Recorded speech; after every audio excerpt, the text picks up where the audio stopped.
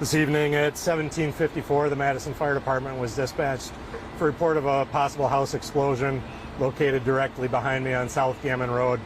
We had a 4-minute response time. We've had over 12 units respond to the scene here and have done a thorough assessment of the scene inside and out to the greatest extent that we can. To this point, we've had 1 patient transported to the local hospital for injuries. We've had 3 other people self-transport with self-reported minor injuries. I can't provide any further updates or information on the extent of their injuries, but to the extent that we do know, there have been 4 individuals with some extent of injury. Presently, and I should note that there has never been fire with this incident. It was the reported explosion, no fire upon our arrival. Through the search and rescue efforts, we did not locate any additional victims of the incident, and right now we've got our heavy urban rescue team on scene working to shore up the extent of the building here to allow us to gain further access to do a secondary search on the remaining portions of the interior of the building. This will be a slow, methodical process, and we'll be here throughout the night working through that, and then we'll start a heavy investigation working in conjunction with the Madison Police Department as well. At this point, I can take any questions you might have, and I do apologize as the information is somewhat limited as we're early into the incident.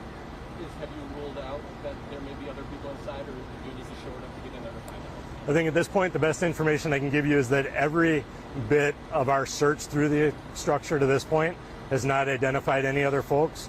We do not have any reports of people missing, and we haven't seen any other obvious evidence of potential folks inside.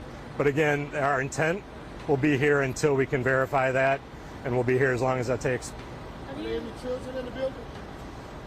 Presently, there are none, and previous, I can't speak to that accurately. What time did the calls come in to dispatch? Call came in at 17:54, and we were on scene at 17:58. Gas explosion?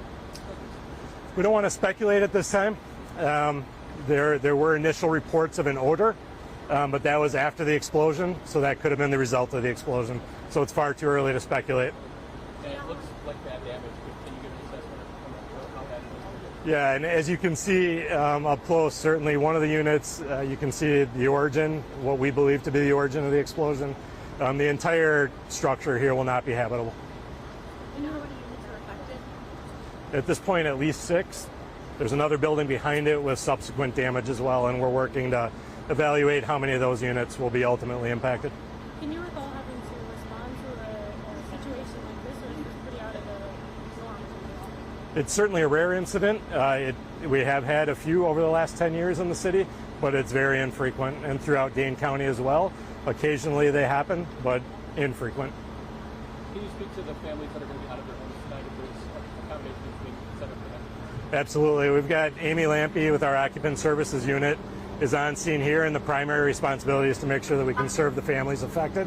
We'll work hand in hand with the American Red Cross and make sure that we can provide resources in the immediate need and make sure to provide immediate sheltering as well. Do you have an estimate of how many are displaced by this? How many people? I don't want to speculate to that extent. Madison Police as well as our own folks are working to gather the total number. We can provide those numbers probably within the next hour. Thank you. What departments responded to this incident? The initial dispatch was Madison Police and Madison Fire. We have had additional law enforcement to support us. Madison Gas and Electric are here, and then we'll have additional investigators joining us as well. Oh, just looking over. Can you talk about how long this road might be closed down?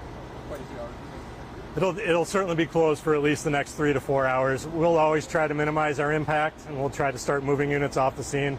Right now, what you'll see in the middle of the roadway is our heavy urban rescue team, and they need some room to set up, and that's what they're working on with the shoring so they can continue on with the search and rescue. So they're literally building frames to keep it up so you can search it right now? Exactly. They'll build up support structures and work their way in a methodical process as they can get further in. But I will emphasize our crews did a phenomenal job. They've been upstairs, they've gone in to the second story through ladder access, and have made it to the very extent that we can possibly get to.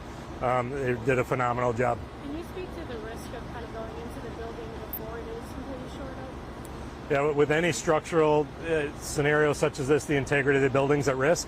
And until we're able to do a thorough assessment, it's an incredibly risky situation to be inside. Our folks assume that risk, but we do it in an educated manner. We do it methodically. Can you list some of the precautions you're taking knowing, there may be risks you're not aware of? Sure. So the electricity of the building's been shut down. Natural gas of the building has been shut down. And then with that, it's the structural shoring that goes on as they work their way through. Of course. What was happening inside before this happened? We don't know about any activities that may or may not have been going on. Madison Police will help us with that investigation. Our investigators will work on that. As we get more information available, we'll share it. I think at this point it would be pure speculation. We wouldn't want to go that route. And then you said that, you don't want to speculate that it is gas. So what would you like us to classify this as? It has an explosion or... Yeah, and that's a great question. Certainly, whenever there's an explosion, that's the first thing that we do want to rule out. Any source of natural gas, LP gas, or any other products that could combine and do something like that. So we've got a list of things that we'll look out, and we typically do the very same thing. One after the next, we'll look at all the facts, we'll put them together, we'll rule things in, rule things out, and narrow it down. So I just want to be very cautious and not jump to any conclusions this early on. So class it as an explosion or explosions then? I think we'll call it an explosion based upon the reports of the people and the way it was called in. That's the way it was described to us. I think certainly the visual evidence would support that. But again, in terms of the causative factors, we'll have to put things together